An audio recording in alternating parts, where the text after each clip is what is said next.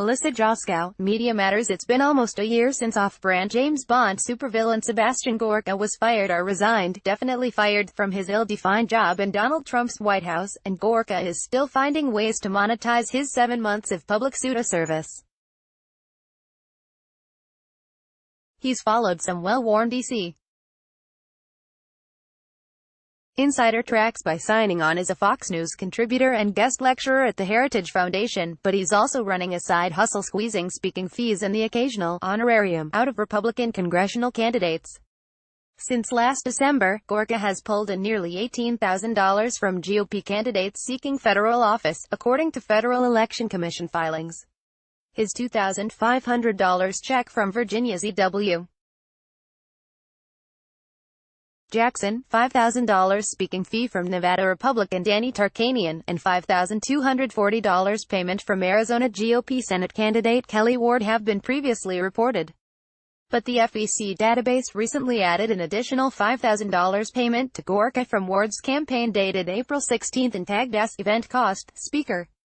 In exchange for the thousands of dollars it costs to have Gorka speak on their behalf, these candidates get a full dose of the only commodity Gorka has to offer, his proximity to Trump. Here's one of the speeches Gorka gave on behalf of Kelly Ward. It largely consists of Gorka talking about how Trump is the greatest, and oh, by the way, he was once Gorka's boss. This is a woman who gets things done, just like somebody else I know. ... I want to talk to you about my old boss, okay? What's he really like behind closed doors? What's he like in the Oval? ... We flew on Air Force One to Youngstown, Ohio. In that same speech, in which he transformed his connections to the politically powerful into monetary gain for himself, Gorka railed against the swamp. Obviously this is a good deal for Gorka. All he has to do is show up and ramble for a few minutes about the president and he gets a tidy little sum to finance his suede vest and tourniquet lifestyle. But is it worth it for these campaigns to pay Gorka to hear him drone quite Britishly about the unblemished greatness of Donald Trump? Yeah, probably, for now. Ever since the 2016 election, Republican politics has devolved into a grim and undignified competition over who can best communicate their slavish and self-debasing loyalty to the president.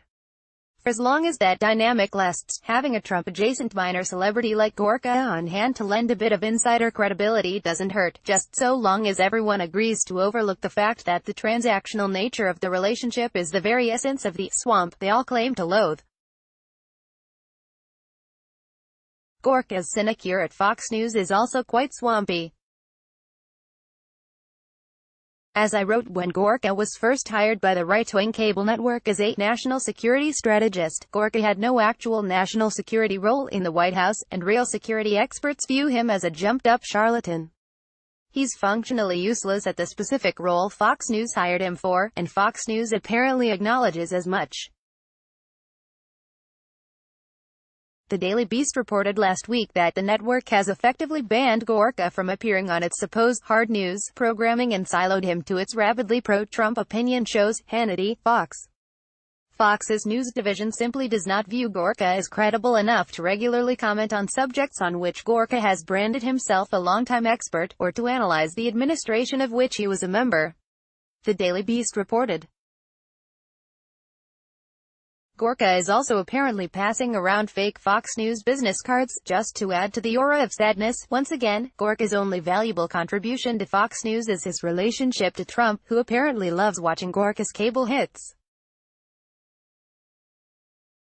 The network's pro-Trump propagandists understand this, so they invite the nominal national security strategist to bark about whatever story they're chasing on a given evening.